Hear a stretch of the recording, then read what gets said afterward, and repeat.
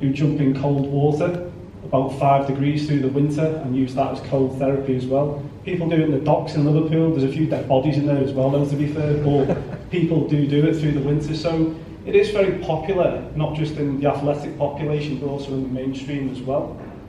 So I just want to firstly talk about muscle damage, and I don't want to, teach you guys how to suck eggs.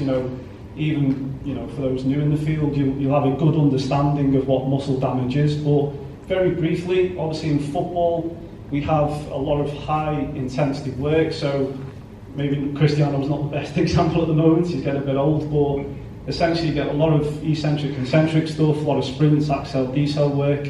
So through that, we do have that muscle damage. But interestingly, if you go all the way down to around 8 degrees Celsius, it actually caused shivering, as he's called it, which causes further damage to the tissue, lesions. But it may be a case as we don't have to go as cold as we once thought we had to. Because again, if you're doing it in an ice bath in the changes, likelihood is it probably isn't 8 degrees because your ice is melted by the time the lads or the girls get in. So in terms of overall effects then, just to summarise that a little bit, so we actually gave it a 3 stars, or whatever you want to call it, 3 pluses, for the physiological mechanisms, so for blood flow and also for that muscle temperature, tissue temperature. Good evidence there to show that it does the job. Now the second one is obviously the more popular one that's starting to come out, mainly because of things like Instagram, to be honest, because it looks good, doesn't it? I was going to say cool then, but that'd be a sad joke, wouldn't it? But in terms of temperature, very cold. Has anyone tried this before in the room? Yeah, what do you reckon? Love it. Yeah, big fan, yeah. Has anyone tried it and disliked it?